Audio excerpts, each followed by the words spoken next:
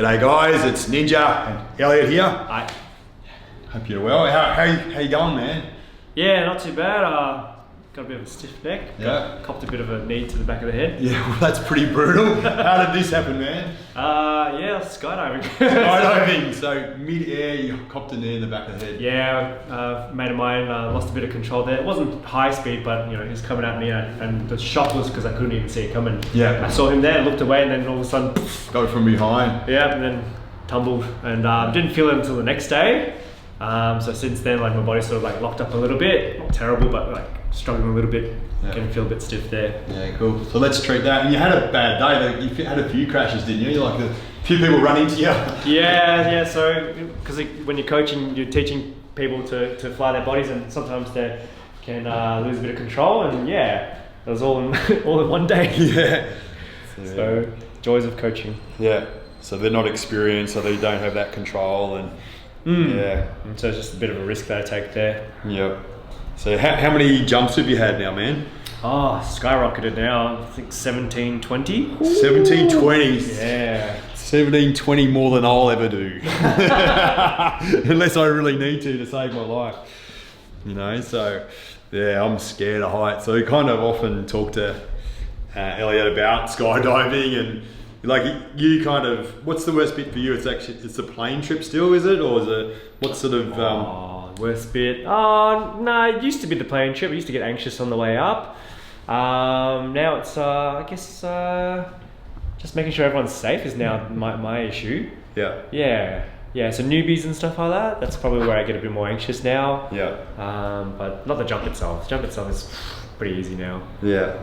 And you were telling me last week about when you got new skydivers, it's good that you're doing a bit of helping me out. Like there's three types of people, like the ones that that fight, the ones that fly, and the ones that freeze. Yeah, that's right. So tell us a bit about that. What's sort of the best kind of candidate out of those? It's just kind of like when you're met with something completely different and possibly threatening to you, and the reactions that we all have. So we've all heard of fight and flight, but a good mentor of mine told me that there's actually a third one, which is freeze.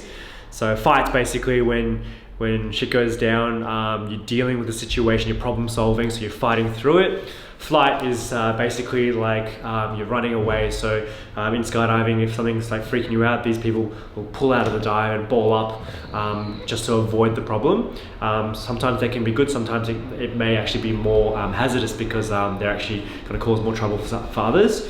But actually the ones we've got to watch out for are the ones who freeze, because they do no action whatsoever. So they can be going out of control there, and instead of doing anything, they just stay stuck in that mode, and that's where their body's pretty much frozen. And I guess it's sort of like they're disconnecting their heads from their bodies, sort of out of body experience, and they won't even remember what they did. Yeah. And so whenever I see that, I get a little bit worried and have to talk to the person and say, look, this is the way that you're reacting to a stressful situation. So obviously we've got to find out ways to work around that. But some people will just surprise you, Yeah. Random. Don't know what they're going to do.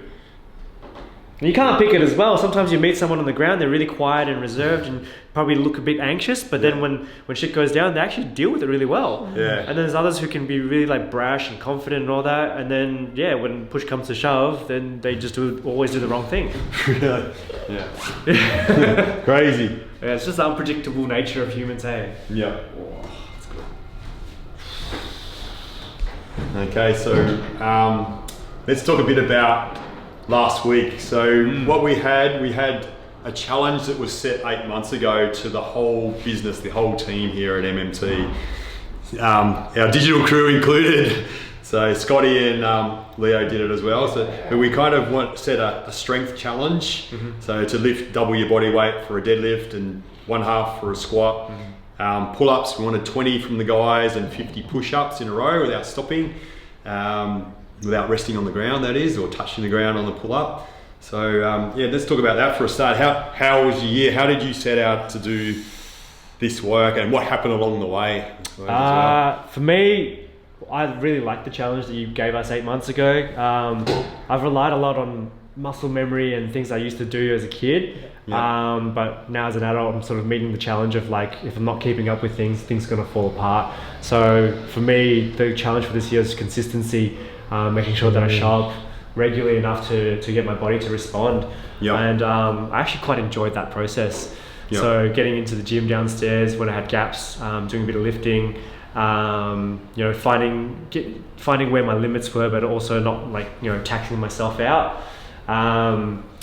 The push-ups I thought were going to be easy, so I actually didn't train them at all. Oh really? Yeah, I got 64. 64. That's pretty sweet. Yeah, back in the day I used to pump out hundreds. Really? So, yeah. So breakdancing. Yeah, breakdancing days as well. So my upper body strength has always been pretty good, pretty developed in that sense, where if I don't train for a while I can still retain it. But I was pretty stoked with the pull-ups.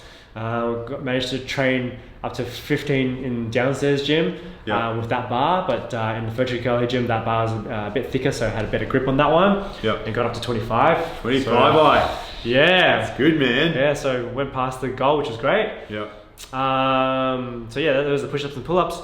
The deadlift, I was actually a bit worried about that one, because double my body weight was going to be 150, so I thought, how the hell am I going to do that? And I was doing like 80s, 90s, 100s, and sometimes 110. So a few weeks ago, I managed to do a 120 for one, and I thought that was easy, so I thought I'd push up to 140, and I absolutely failed it. Really? And I just thought, this is ridiculous, how am I going to do this?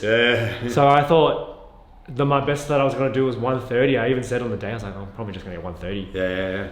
But nah, with people around me, 130 was easy. I know. Just like, the hell? I was like, all right, let's go 150. All right, 150 is tight, let's do the 150. Did the 150, cleared that too.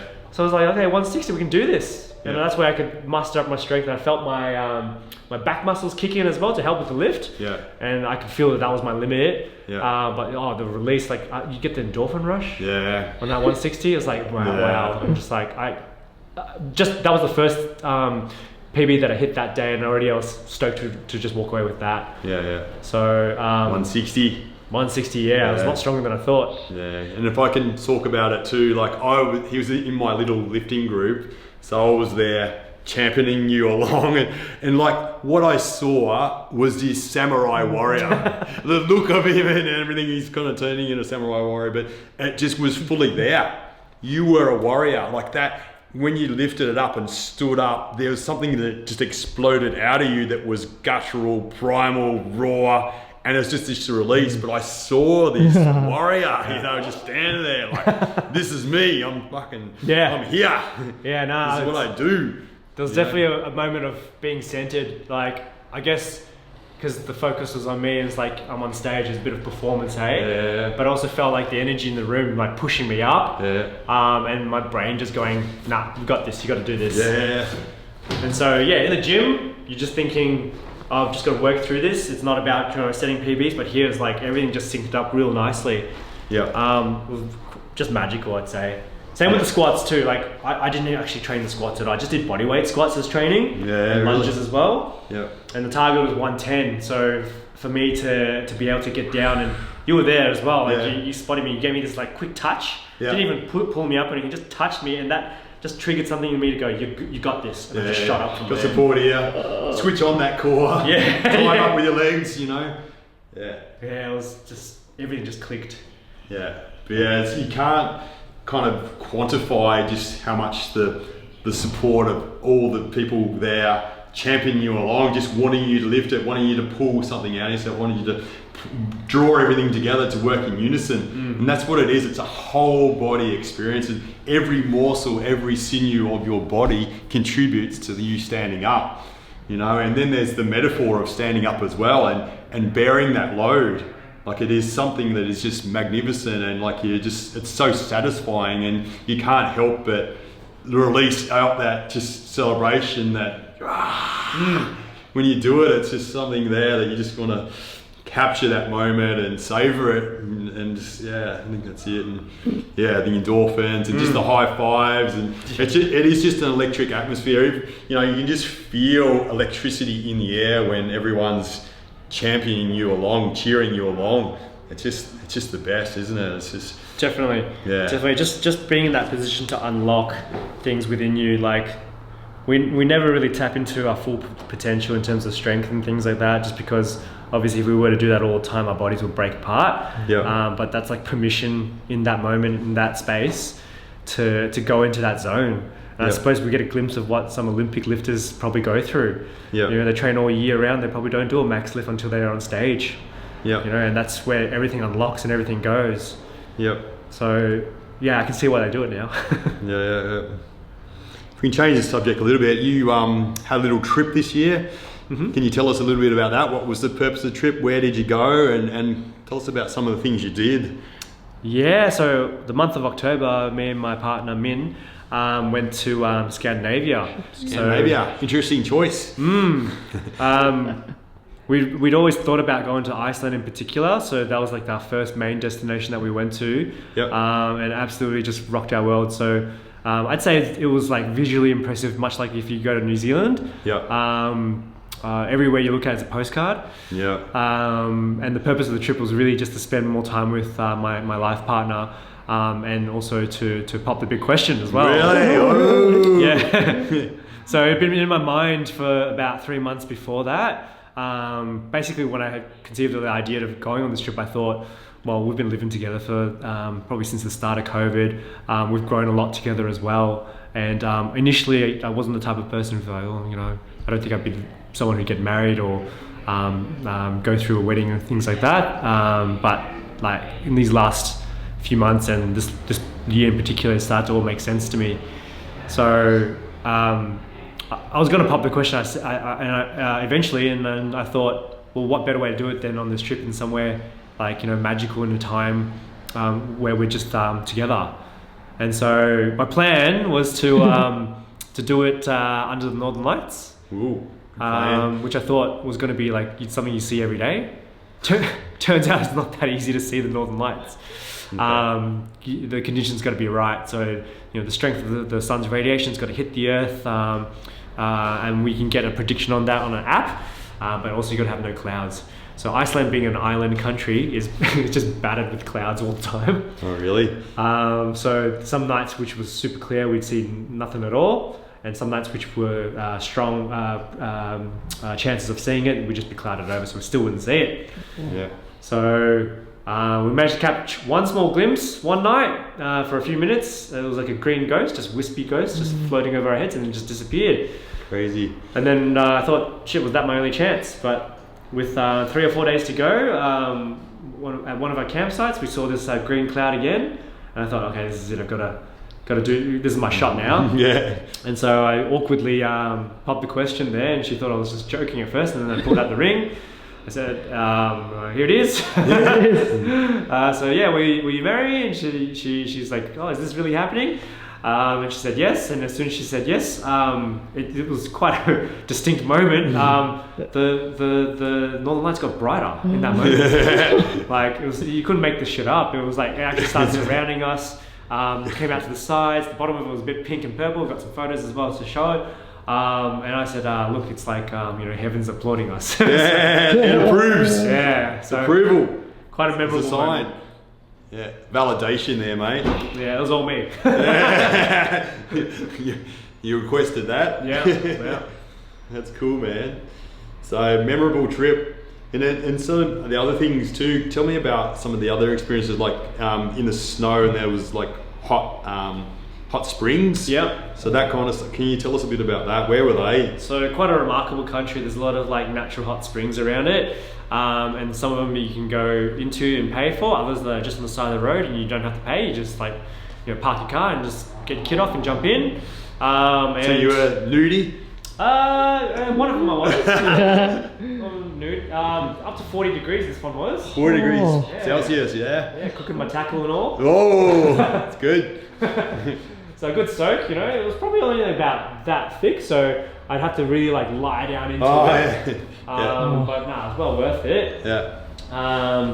Yeah, and so those were some of the things we saw. In Norway as well, we had the fjords, which is like where the glacier water has, glaciers have melted into these valleys. And yeah, I did a nudie cold plunge as well. Oh, really? Yeah. Shrinkage, Jerry. Oh, bad. bad. I felt one of my nuts go right up inside me. Want to get warm? Oh. Too cold out here for me. Jesus. I'm going inboard. So yeah, just luckily I cranked the heater up in our camper van beforehand. Yeah. So I could jump straight into it afterwards. Yeah, good recover. plan. Yeah. And but yeah, that was quite an experience. Yeah, awesome. Yeah, something you'll remember forever, eh, man? Cool.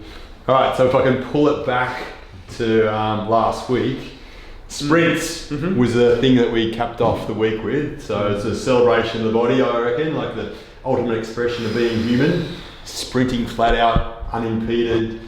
But you didn't have that kind of journey through the year, did you? Like, tell us about your sprinting training and what happened during the year. Yeah, so I went to Jez's sprints in Richmond on Saturdays. I went to about 3 or 4 of them, and the one in July where we'd get a lot of morning dew. The ground was quite slippy, and we had a good sesh in this particular one, and in the last one I wanted to give it all I got. The problem is when it was a bit slippy, my feet were giving, so I wanted to get more traction, so I gripped my toes a bit more on the ground, which actually was not a running style I'd been conditioned for, and that clenched my hammies and my calves up more than I was used to. So on that last one, I felt a pop, and I almost went down, and at first I thought, I've done my Achilles. Achilles, really? And that's what I thought would happen. I looked down, I was like, no, my foot's actually still okay. That's when I started to notice this cramp in my hammy, and actually I'd done my hammy. Yeah. And so every time I try to lift my leg or try to bend over, it just starts seizing up. I said to Jez, like, oh, that's it, I've done my hammy, man. This just stuffed myself. Yeah. So it wasn't like that obvious at first, like it was just that cramp. But over the next week or so, I had this huge bruise start to come through. You did some photos along the way, didn't you? Like of the different progressions of the bruise and what you did. And so tell us about what your strategy was after that, with far as rehab and treatment and things like that. How, and your mindset towards it too. How did you go? So being on the other side of the treatment table now, my first emotions were quite a lot of fear, a lot of anxiety. As I went down to touch my hamstring tendon, I couldn't find it, and I thought, I must have ruptured it. But actually what had happened was, because of the injury, it shut down the whole muscle, so that made it quite inactive, and that's what made the muscle quite flaccid and inactive. And so I had a lot of questions in the early days that maybe I need to get a scan, and I'm not really big on scans, because I know that they show a certain amount of things, and sometimes they are important, but sometimes they can actually cause more problems than fix them. You have an analogy about that, like it's, if I can interrupt, like if you look at a hinge on a door, take a photo of it, it doesn't tell you about the function, but it might look good, but so you can't really get the full picture, can you? That's correct. Is that one of your analogies? Or? Yeah, that's right. So when we do scans of the body there, they show where everything sits, but they don't tell us how well they're working there. So if you've got tight muscles or weak muscles or stiff joints, they don't show up on scans whatsoever, but they can cause problems, they can cause pains, they can cause dysfunctions, just as much as a fracture could as well. And so it's not as useful.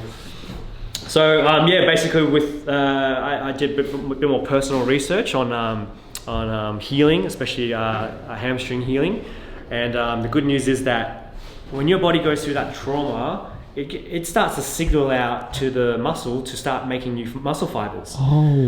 Right, so in our muscles we all have these stem cells, they're called satellite cells, and they sit there, and whenever we have any sort of injury to the muscle, they get a signal to start making new fibers. In fact, when we exercise, that's when we do micro tears to our muscles, and that's where we stimulate that process as well. So that's how new muscles get formed when we exercise. So the good news there was my body was going to make new muscle fibers. It was going to fill in the tear. I just had to teach my body how to use the new muscle. So within a week and a half, the bruising started to fully subside. I still experienced quite a lot of tightness in my other uninjured hamstrings. So I got Jez to work on them, to work on the muscles that were overcompensating.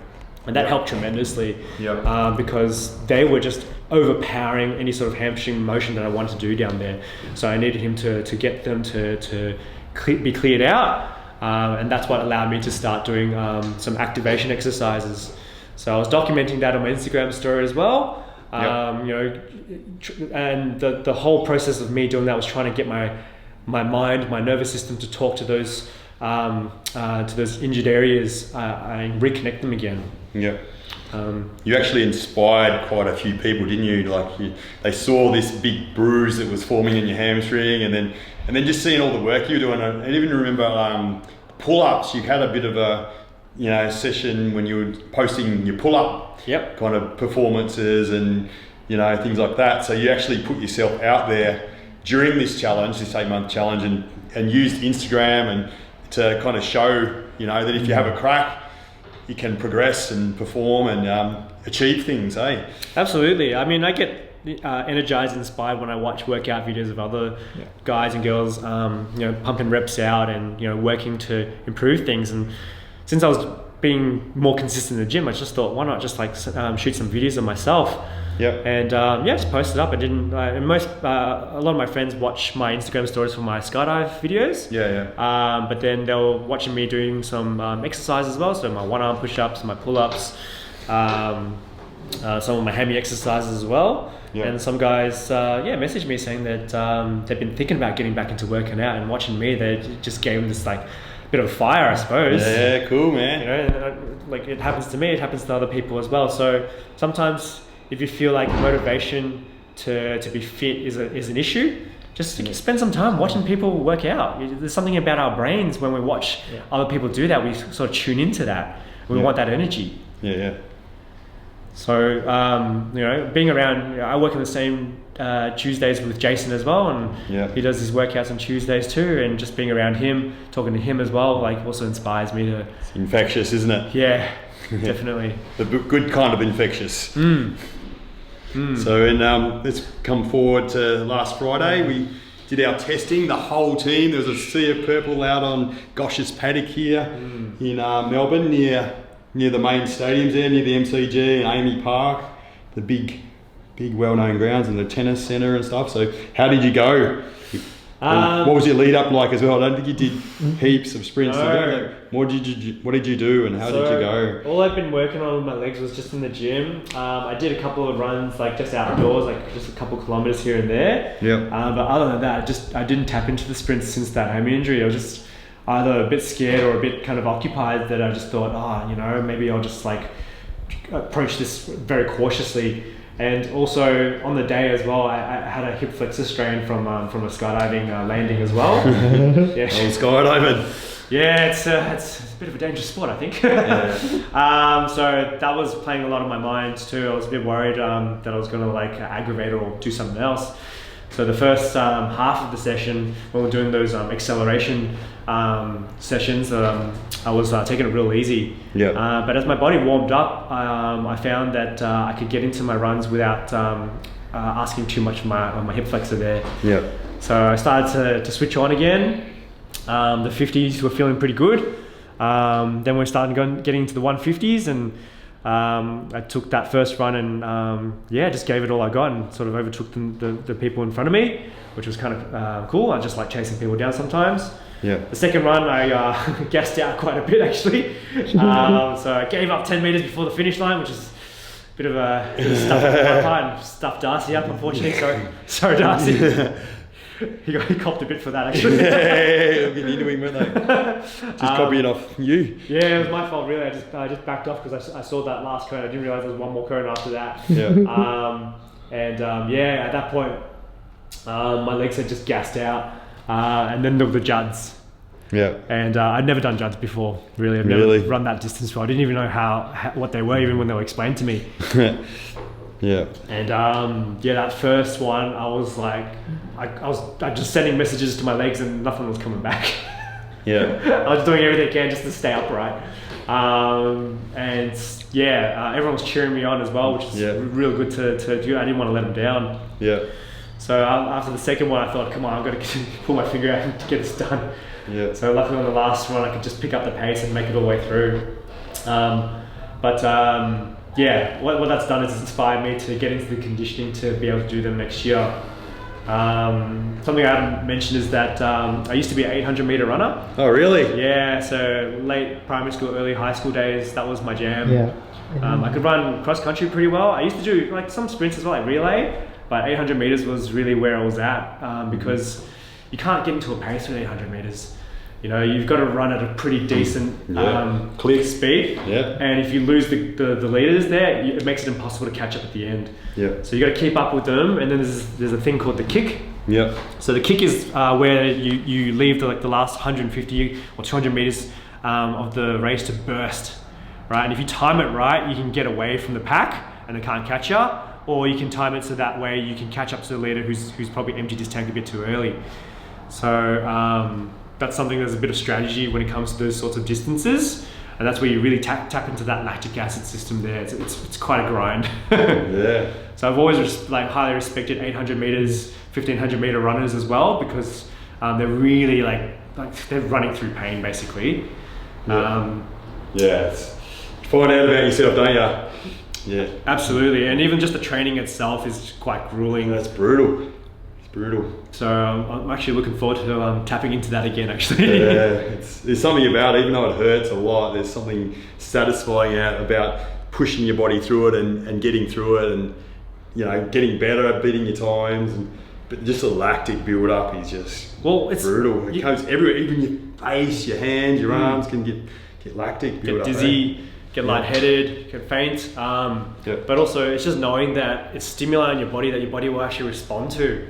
So yeah, it is pain, but it's pain that comes with the reward if you look after yourself, you give yourself the adequate recovery, you do all the right things in terms of resting. And yeah, you actually, I think the joy I get from things like that is knowing that most people are too scared to do it. So you just basically end up with superpowers. So I think that's something I look forward to doing next time around, is powering through those JUDs. Yeah, awesome. All right, so I'm just gonna fire a few quick questions at you. So just whatever pops into your head first, just give me your answer. So what's your favourite part of the body to treat? Good old Dr. Magnus. Dr. Magnus. If we're going to run a workshop, me and you, anywhere in the world, where would it be? Oh, anywhere in the world? Yeah. Oh, back in Scandinavia probably. Scandinavia. Yeah, take it to the Norwegians and near the hot springs. Danish. Yeah, to the hot springs, do some cold plunges. Yeah. Out nature. In one or two words, how would you sum up MMT? Ooh. With 5 words, 5 good words. MMT. Muscular, I think is probably the main word. Muscular. Muscular? Yeah, muscular. Yeah. There's a lot that comes from muscular. So it doesn't just mean big muscles. You know, muscles, we're just enveloped in muscles, hey? Yeah. You know, and everywhere. Muscles is what govern movement. Muscles is what keeps us upright. It's what helps us function. Yeah. You know, and MMT is all about muscles. It's all about treating muscles. It's about talking to our muscles. It's about cultivating good muscles. Connecting with them as well. You know, growing them. So I think, you know, in this day and age as well, when it comes to injuries and injury management, we tend to get carried away when it comes to looking at bones and joints and stuff like that. You know, those are important, but you know what controls them is the muscles. So I think that's where the secret lies. Yeah, cool. Thanks for that, man. We'll wrap it up soon. So we're going to do another video in a minute. So if you want to hear about our Christmas party, me and Elliot talking about that, join Patreon and you'll see it on there. But otherwise, thanks for watching. Hopefully you enjoyed the chat. This is a great man. If you're in Melbourne, book in with him. He will fix you. And thanks for the chat. It was great. Cheers, thanks, Mitch. brother. Thank you. Done.